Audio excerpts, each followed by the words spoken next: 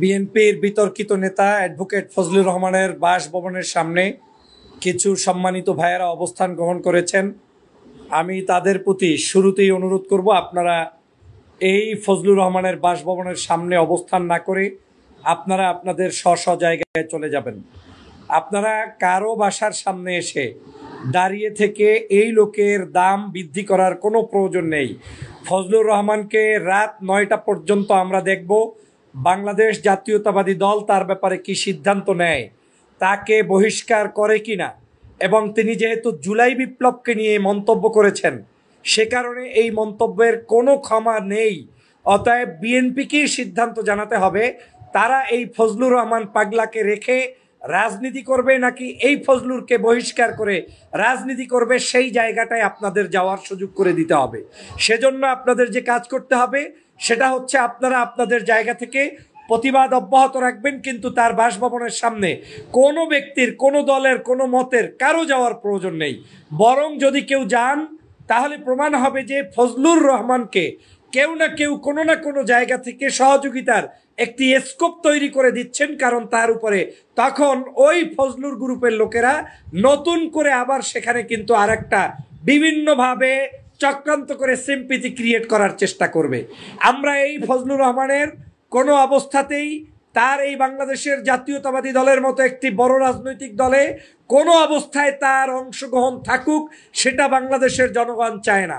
বিশেষ করে বাংলাদেশ সরকারের কাছে আমাদের আহ্বান থাকবে, এই ফজলুর রহমান বাংলাদেশের জুলাই বিপ্লবের একজন বিরোধী। তার মানে এই জুলাই বিপ্লবে যদি বিরোধিতাকারী কোনো রাজাকার থেকে থাকে তিনি হচ্ছে এই ফজলুর রহমান। কারণ তিনি প্রকাশ্যে বলেছেন, সমস্ত মিডিয়ায় তার সাক্ষী আছে, যে জুলাই বিপ্লবটি একটি কালো শক্তি, কালো অধ্যায় এখানে ছিল, যারা কালো শক্তির প্রভাব দিয়ে এই জুলাই বিপ্লব করেছে, এবং সেই কালো শক্তি হচ্ছে জামাত এবং শিবির। এবং তিনি বলেছেন আজকের যারা ছাত্র নেতৃবৃন্দ তাদেরকে নেতা বলা যাবে না, বলতে হবে কি, অভিনেতা। অতএব এত বড় একটি সিরিয়াস স্টেটমেন্ট দেওয়ার পরে ওই ব্যক্তি বাংলাদেশের 24-এর গণ অভ্যুত্থানের পরবর্তীতে রাজনীতি করার কোনো নৈতিক অধিকার রাখে না। অতএব এই ফজলুকে অবশ্যই বাংলাদেশের প্রত্যেকটি জায়গায় আপনাকে ব্লক করতে হবে। নাম্বার 1, বিএনপি থেকে তাকে অবশ্যই বহিষ্কার করতে হবে। আমরা রাত 9টা পর্যন্ত অপেক্ষা করব। বিএনপির যে চিঠি দিয়েছে তাকে শোকজ করেছে, সেজন্য আমি জনাব তারেক রহমান সাহেবকে ধন্যবাদ জানাই। কিন্তু এটাও সত্য, কিছু কুচক্রী মহল, বামপন্থী গোষ্ঠী আবার বিএনপিকে আবল তাবল বুঝিয়ে এই ফজলুরের পক্ষে অবস্থান দেওয়ার জন্য কিছু অনলাইনের অ্যাক্টিভিস্ট, যাদের কোনো পাত্তা নাই, কোনো জায়গায় অবস্থান নাই, সেইগুলোকে নিয়ে আবার কিছু পক্ষে লেখানোরও চেষ্টায় লিপ্ত আছেন। আমরা স্পষ্ট করে বলতে চাই, পচা শামুক আর ওই কাটা শামুকে পাও কাটিয়েন না। আপনারা এটাকে ছোট মনে করবেন না। ওই শেখ হাসিনাও মনে করেছিল এক সময়, কিন্তু তিনি টেকতে পারেন নাই। অতএব আহাম্মুকি কোনো কাজ যাতে বাংলাদেশ জাতীয়তাবাদী দল অন্তত না করে, এই ফজু পাগলাকে অন্তত আপনি রক্ষা করতে গিয়ে আপনার বিএনপিকে ধ্বংস করার কোনো মানি হয় না। এই জুলাই বিপ্লবের বিরুদ্ধে সরাসরি অংশগ্রহণ করেছে, এই জুলাই বিপ্লবের বিরুদ্ধে তিনি কথা বলেছে, তার বিএনপিকে থাকার কোনো অধিকার নেই। আমরা রাত 9টা পর্যন্ত দেখব। যেহেতু এই ফজলুর রহমান সাহেব বলেছে গতকালকের রাত 9টায় তিনি চিঠি রিসিভ করেছে, অতএব 9টা থেকে আজকের রাত 9টা 24 ঘন্টার নোটিশ অফিসিয়ালি যদি হয় তাহলে সেটা কিন্তু এই রাত 9টায় শেষ হওয়ার কথা। আর বিএনপি যে টাইমে তার এই পত্রটি সিগনেচার করেছে সেই টাইম হইলে কিন্তু আজকের বিকাল 5টায় 24 ঘন্টা শেষ হওয়ার কথা। কারণ গতকালকের বিকাল 5টা থেকে এই চিঠির খবর আমরা সংবাদ মাধ্যমে পেয়েছি।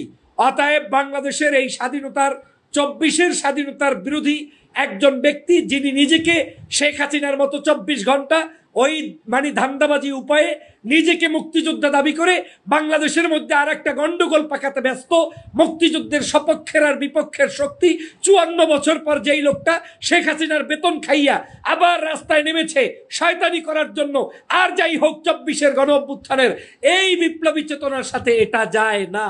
আমরা এই বিপ্লবী চেতনা 24-এর গণ অভ্যুত্থানে এটাই ছিল যে বাংলাদেশে ভারতীয় আধিপত্যবাদের কোনো স্থান থাকবে না, থাকবে না, থাকবে না। বাংলাদেশে কোনো দুষ্ট চক্রের অবস্থান থাকবে না।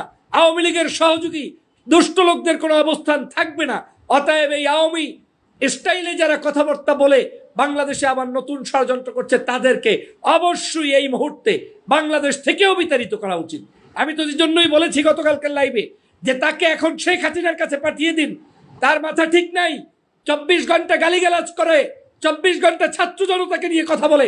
আমার সাথে ছাত্র জনতার মতলক্ষ্য থাকতে পারে, আপনার সাথে থাকতে পারে, তাই বলে জুলাই বিপ্লবকে নিয়ে শয়তানি, এই শয়তানি মেনে নেওয়া যাবে না। অতএব যারা তোমাকে অন্ন দিয়েছে, বস্ত্র দিয়েছে, খাবার দিয়েছে, তাদেরকে নিয়ে কটূক্তি করা এটা চরম আহাম্মকি ছাড়া আর কিছুই নয়। এই জুলাই বিপ্লব করেছে বিএনপি, এই জুলাই বিপ্লব করেছে জামাত, শিবির, হেফাজত, চরমনাই, গণ অধিকার, এনসিপি, বৈষম্য বিরোধী আন্দোলন। এক কথায় 2024-এর আগ পর্যন্ত শেখ হাসিনার কাছ থেকে যারাই নির্যাতিত ছিল সবাই। অতএব আপনি এটাকে কালো শক্তি জুলাই বিপ্লব করেছে, আর কালো শক্তি মানে জামাত শিবির, এই শয়তানি আপনাকে করতে দেওয়া যাবে না। এটা শেখ হাসিনার ট্যাবলেট। শেখ হাসিনা সেজন্য জামাত শিবির নিষিদ্ধ করেছে, 4 দিন পরে নিষিদ্ধর মজা কিন্তু পেয়েছে। অতএব সত্যকে সত্য জানুন, মিথ্যাকে মিথ্যা বলুন। শেখ হাসিনার মতো রাজাকারের ট্যাগ লাগানো রাজনীতি করে বাংলাদেশে আর যাই হোক আপনার মতো ফজলুরা কোনোদিন টিকতে পারবে না, পারবে না, পারবে না। আর স্পষ্ট করে বলতে চাই, বামপন্থী রাজনীতি এস্টাবলিশ করবা, ওইসব দান্দাবাজি এই বাংলাদেশে অন্তত আমি ডক্টর ফয়জুল থাকলে হতে দিব না। যে দলের মধ্যে হোক, বামপন্থী রাজনৈতিক যে সকল আদর্শের মাধ্যমে ভারতপন্থী আজকের এই দেশকে ষড়যন্ত্র করবে, সেই ষড়যন্ত্র আমরা হতে দিব না, দিব না, দিব না। সবাই ভালো থাকবেন।